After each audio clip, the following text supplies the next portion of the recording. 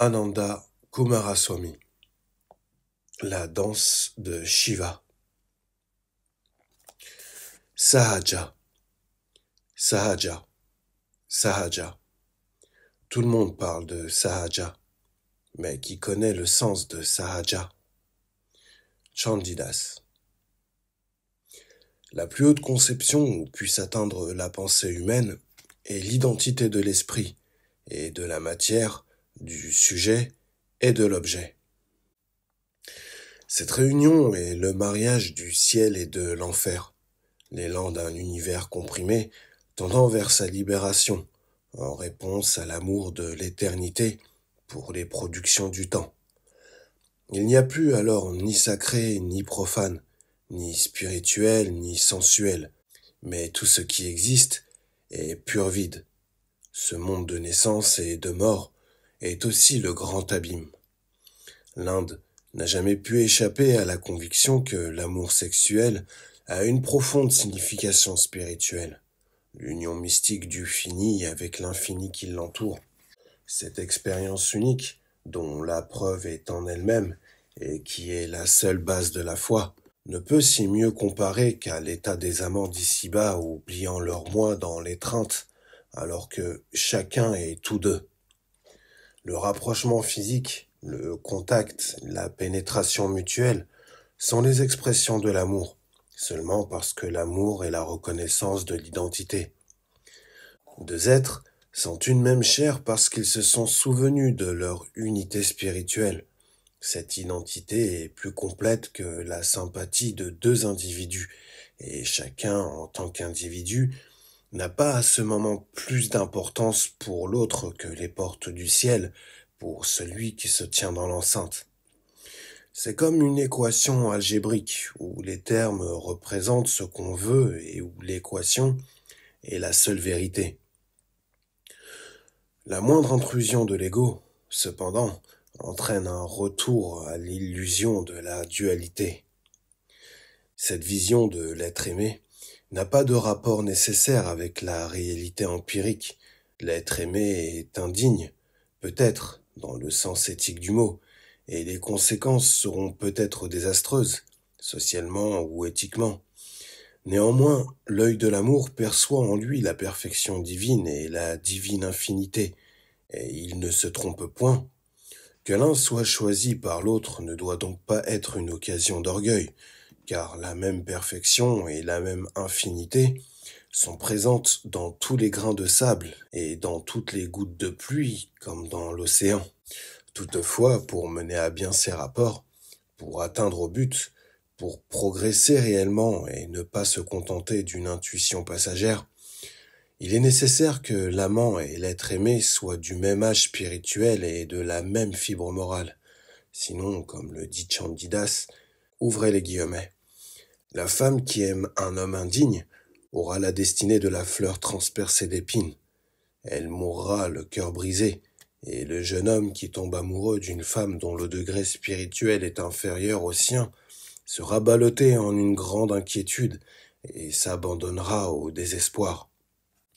Parce que les étapes de l'amour humain reflètent les stations de l'évolution spirituelle, on dit que les relations entre héros et héroïnes révèlent un sens ésotérique, et les allégories bien connues de Radha et Krishna, thème dominant de l'hindouisme médiéval, doivent être ainsi comprises. L'amour illicite y devient l'image même du salut, car aux Indes, où les conventions sociales sont si strictes, un amour de ce genre entraîne le sacrifice de toutes les valeurs du monde, et parfois de la vie.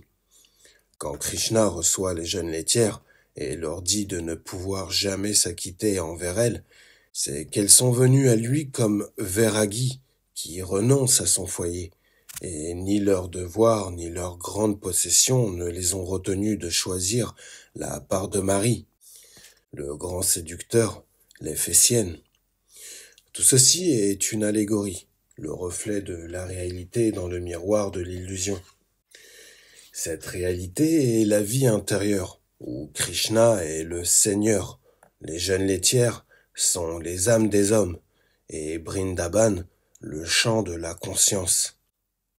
Les rapports des laitières avec le divin pâtre ne sont nullement un modèle à suivre dans les relations humaines, et la littérature hindoue met explicitement en garde contre une pareille confusion de plans.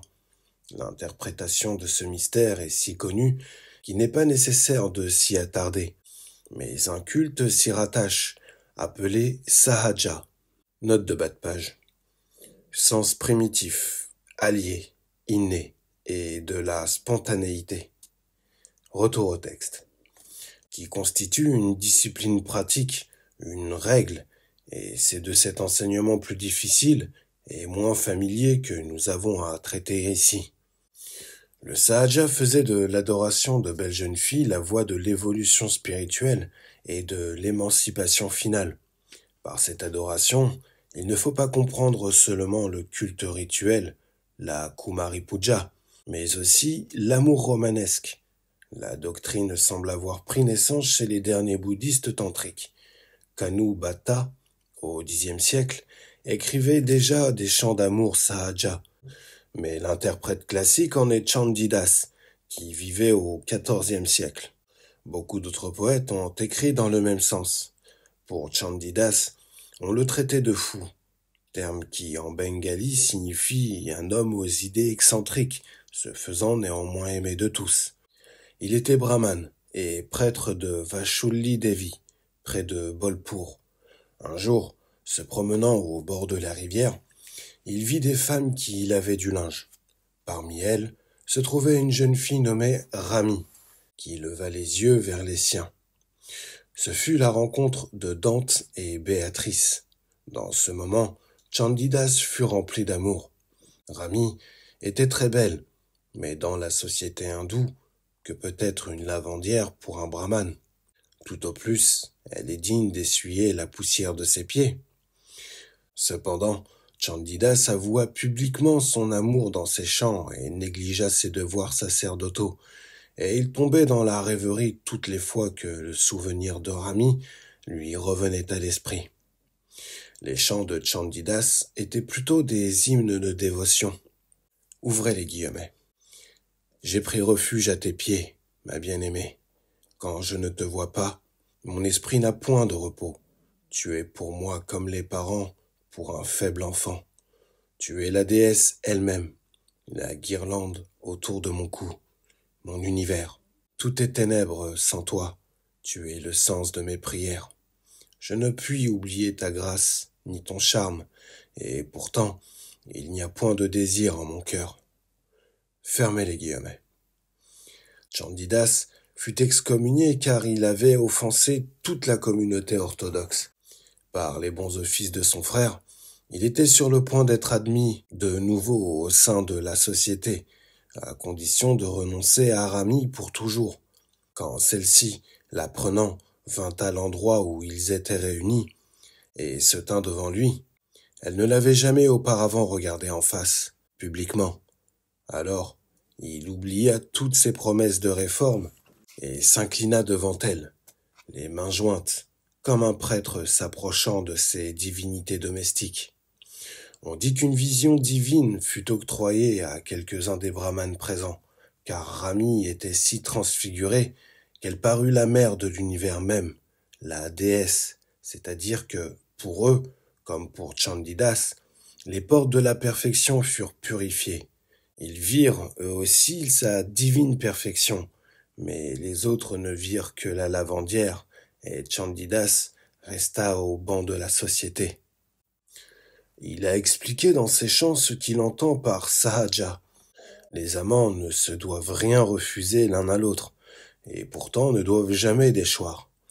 De la femme, il dit qu'il sacrifiera intérieurement tout pour l'amant, mais extérieurement paraîtra indifférente.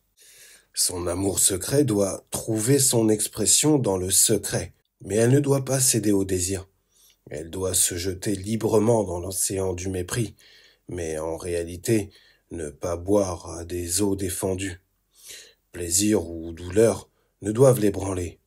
De l'homme, il est dit que, pour être un véritable amant, il doit pouvoir faire danser une grenouille dans la gueule d'un serpent ou lier un éléphant avec une toile d'araignée.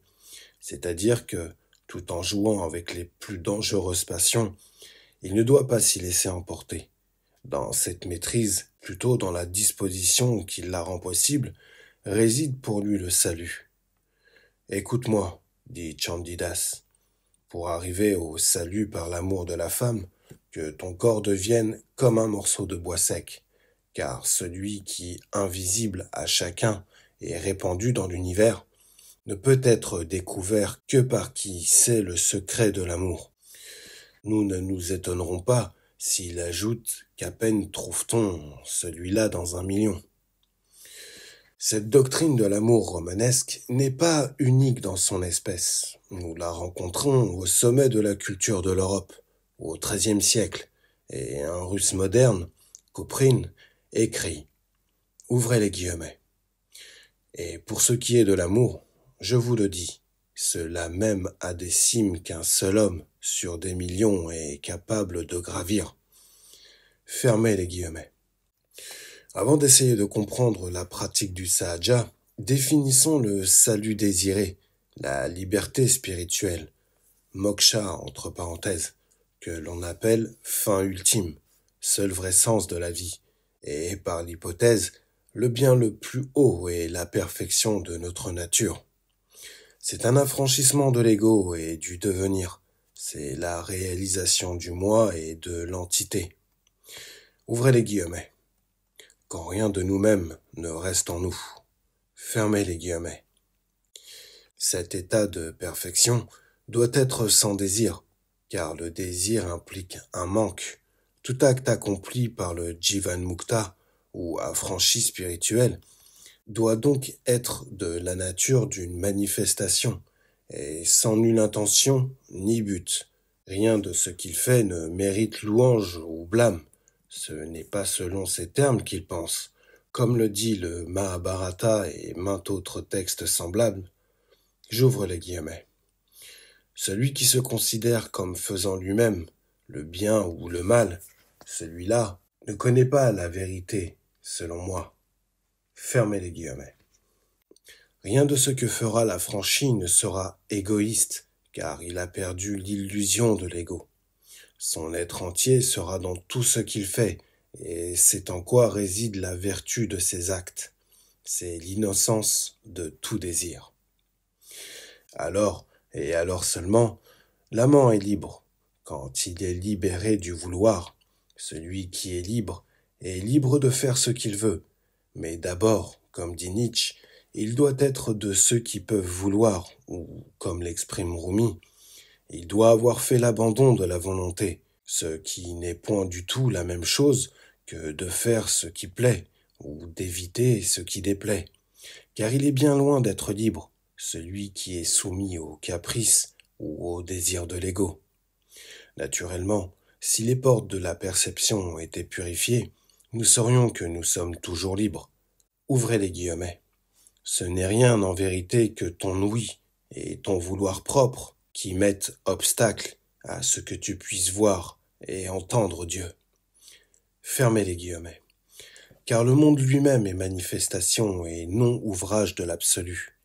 L'amour le plus parfait ne cherche rien pour lui, car il ne demande rien et n'offre rien à l'être aimé, reconnaissance et perfection infinie auxquelles il est impossible d'ajouter. Mais nous l'ignorons, sauf en des moments de révélation parfaite. Très certainement, l'amour de la femme n'est pas la seule voie qui conduise à cette liberté. Il risque fort même d'être la voie la plus dangereuse, et sans doute pour beaucoup, impossible. Mais notre but est ici d'expliquer, non de défendre ou de condamner. Quand il est question d'amour romanesque, ce sont en général les réticences qui excitent notre curiosité. Quelles furent réellement les relations charnelles entre l'amant provençal et sa maîtresse, entre Chandidas et Rami? J'en suis arrivé maintenant à l'opinion que si nous connaissions jusqu'au moindre détail, nous n'en serions pas plus avancés. Celui qui regarde une femme avec convoitise, qu'elle soit ou non son épouse, a déjà commis l'adultère dans son cœur, car toute convoitise est adultère. Ces paroles nous sont familières, Mais nous ne songeons pas que le contraire est également vrai. Celui qui possède une femme sans convoitise n'a rien ajouté à la somme de son humanité de mortel. L'action est alors inaction. Ce n'est point par la non-participation, mais par le non-attachement que nous vivons de la vie spirituelle, de sorte que, dans le sahaja, celui qui réprime seulement ses désirs échoue. Il est aisé de ne pas marcher, mais nous avons à marcher sans toucher le sol.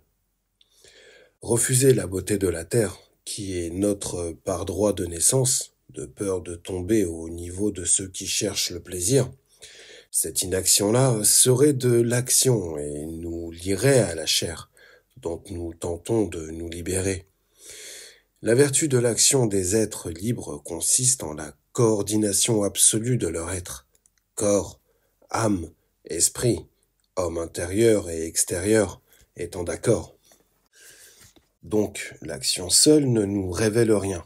Ce que font les esclaves de la passion poussés par l'intention et par la pauvreté spirituelle, les êtres libres spirituellement le font aussi, mais par l'abondance de la vertu dispensatrice. Celui qui sonde les cœurs peut seul séparer le bon grain de l'ivraie. Ce n'est pas à un mortel de juger de l'état de grâce d'un autre. Quand nous parlons de la spiritualité de la culture indienne, nous ne prétendons pas dire qu'elle n'est pas voluptueuse. Elle l'est peut-être plus qu'on ne l'a jamais compris, car une volupté qui peut classer les 360 espèces d'émotions dans le cœur d'un amant et s'arrêter à compter les dessins laissés par l'empreinte de douces morsures sur la peau délicate de la bien-aimée, ou à orner ses seins de fleurs peintes en pâte de santal, cette volupté qui conserve dans l'art le plus érotique un charme exquis, est inconcevable pour ceux qui sont tout simplement sensuels ou qui, par un effort surhumain, sont arrivés à se maîtriser. Le tempérament indien rend possible de parler des choses abstraites, même entre les baisers. Et pour que ce soit possible, il faut une culture approfondie des relations sexuelles, quelque chose de tout à fait différent de l'innocence de la jeune fille occidentale et de la violence brutale de la nuit de noces et de la débauche conjugale. Rien que pour comprendre le sens de Sahaja, il faut une éducation raciale, sinon individuelle, en amour, une éducation qui se rattache aux exercices physiques et à la danse, à la musique et à l'hygiène. Les relations sexuelles ne doivent pas en elles-mêmes surexciter ou être rares au point d'enivrer. On devrait jouir d'une femme comme on jouit de toute chose vivante, de la forêt, des fleurs, des montagnes, qui se révèlent à qui est patient. On ne devrait pas être poussé à l'acte d'amour par une simple tension physique. À cela, quelques minutes suffisent, mais des heures sont nécessaires à la perfection du rituel. L'amant devrait attendre qu'à son amour il soit pleinement répondu et non chercher simplement son plaisir. Et je ne songe pas par là à rien de sentimental. Je ne conseille ni de s'abstenir, ni de se sacrifier. Je veux dire qu'il doit chercher son plaisir le plus grand. Dans ces conditions, la violence n'a point d'attrait. En Arabie, nous dit Burton, les musulmans respectaient même leurs esclaves, et c'était chez eux un point d'honneur de gagner le cœur de l'esclave, comme de toute autre femme. Lafcadio Hearn a montré à quel point la littérature européenne moderne est imprégnée de l'idée d'amour. Et pourtant, la littérature vishnouite de l'Hindoustan médiéval l'est bien davantage. Mais elle l'interprète toujours, tandis que la littérature amoureuse de l'Europe se contente généralement de décrire.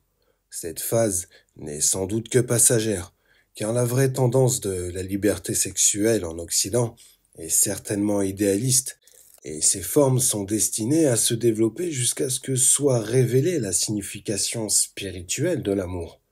Sous le règne de l'hédonisme moderne, où rien n'est accepté comme fin et tout est moyen d'arriver à quelque chose d'autre, les premières conditions indispensables pour comprendre le Sahaja n'existent guère. Le Sahaja n'a rien de commun avec le culte du plaisir. C'est une doctrine du Tao, une voie non poursuite. Tout ce qui est suprêmement bon pour nous vient de soi-même entre nos mains, mais si nous faisons des efforts pour l'atteindre, il nous échappe perpétuellement. Faut-il supposer que des enfants seront engendrés dans ces relations du Sahaja, spontanées et sans passion? Je ne le crois pas. Sans doute, dans les temps anciens, l'ermite, qui avait renoncé au monde et à la chair, accomplissait, pensait-on, un acte juste en accordant sa requête à la femme qui venait à lui de son plein gré et souhaitait un enfant. Mais c'était un cas différent, et il nous paraît que cette coutume eugénique était fort sage et répondait à l'objection faite souvent au monachisme, à savoir qu'il voue à la stérilité le sang le plus pur. Mais la relation de Sahaja est au contraire une fin en soi et ne peut être rattachée à aucune idée eugénique ou sociale. Ceux qui sont capables d'un pareil amour doivent certainement vivre sur le plan des hommes de jadis, qui ne souhaitaient point de descendants et disaient: pourquoi désirerions-nous des descendants, nous, dont le moi est l'univers? Car désirer des enfants, c'est désirer des possessions, et désirer des possessions, c'est désirer le monde. L'un comme l'autre n'est que désir. Un pareil désir ne se peut admettre dans le Sahaja.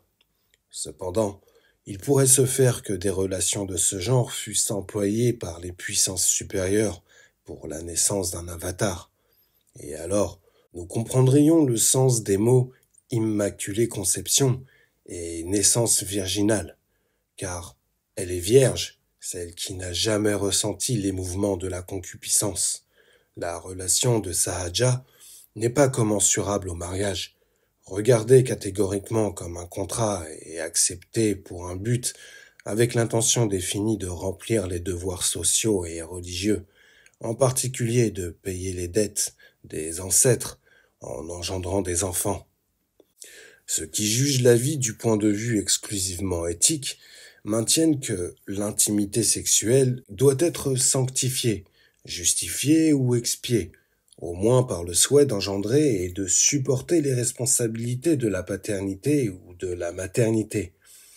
Il y a en effet quelque chose de choquant dans l'attitude des êtres qui poursuivent les plaisirs de la vie et en esquivent par des moyens artificiels les fruits naturels. Mais ce point de vue présuppose une intimité dont l'objet est la recherche du plaisir, tandis que celle dont nous parlons est bien différente et ne contient aucun élément de recherche. Ce n'est qu'en poursuivant ce qui n'est pas nôtre de droit divin que nous nous égarons et attirons sur nous et sur autrui des souffrances infinies.